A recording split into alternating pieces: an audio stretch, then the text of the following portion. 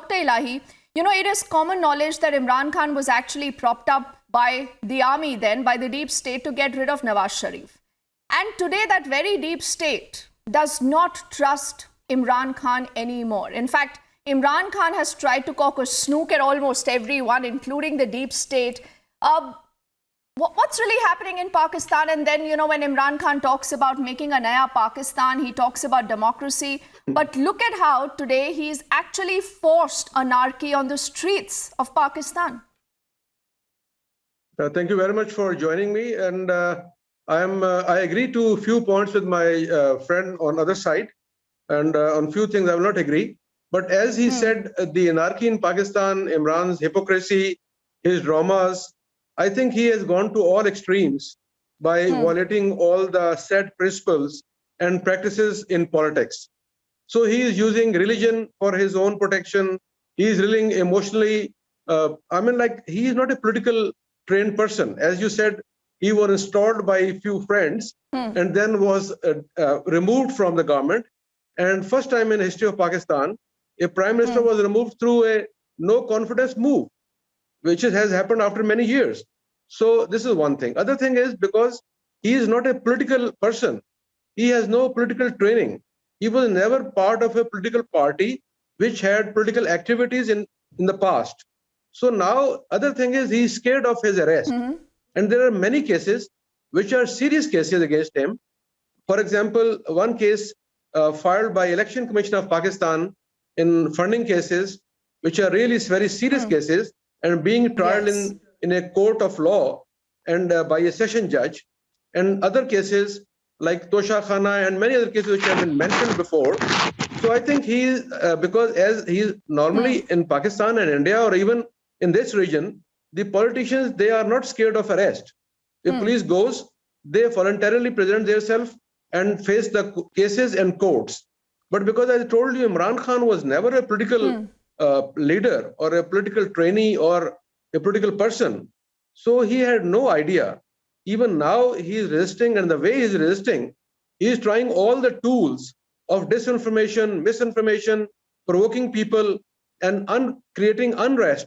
And today I have just passed through that area, as I told you before, I told my friend in your channel, I'm in Lahore now. I passed close to his house. It is a gated colony, and there were 200 to 300 people. And police is not using any weapons because of different reasons. One is that in past, such incidents took the lives of few people. So people, when people are killed, so the police administration and the caretaker government get scared. So now this operation is being done without any arms or guns or anything. So they're just using water cannons. And I think they are keeping soft hand on the protesters. But the idea is to scatter them and ultimately arrest Imran Khan. So I think their policy is different and soft, but ineffective also. I think to arrest Imran Khan should not be a big task. But Dr. Elahi, one can counter what you've just said with a number of facts, sir. With a number of facts. You might say that Imran Khan, was a politically no one today, but today he claims that he has massive popularity. And, I think this is something that even the Shahbaz Sharif government and the entire amalgamation of many political parties that is running Pakistan today could be scared of. Because Imran Khan, many would say, General Saab, that he has been poking fun at the current government, at a lot of foreign dispensation, at the deep state itself, as if he wants to be a martyr today. And the truth is also, Dr. Elahi, that the establishment, whether it's a deep state, whether it's a political government, they do not know how to contain Imran Khan, Dr. Elahi.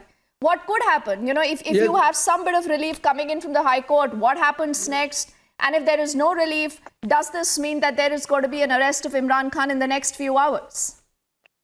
I agree with you on this point that government is undecisive. Sorry, my dear friend, if you allow me, I will talk. Otherwise, my friend can talk before me. Dr.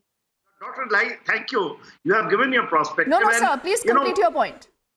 If you give me just 1 minute about this issue, that government is really undecisive. Government is undecisive and scared. I agree with you. Because of the past experiences, nobody is ready to take the responsibility. And if there is any a mishap which happens, like it happened before in Lahore. So the caretaker government is always a weak government. And that's why, as you said, they are undecisive, they are scared. And if they decide, they should decide strongly, implement the law, and now they have enough force. And, there should be use of force, which they can use. But being of the fears and scared, they are not using the force. They are trying to use very soft techniques, which might not be very effective. And ultimately, it all has to be dealt with iron hand. And also, I think when you say all that, it's good to hear this on TV debates, General KK Sinha Saab. But, one would wonder, like, we as a neighbor today are worried about what Pakistan is plunging itself into. People don't have food to eat. People do not have milk to drink. There is no electricity. The state today is bankrupt. In spite of all this, someone who thinks that he's a great leader, Dr. Elahi, is asking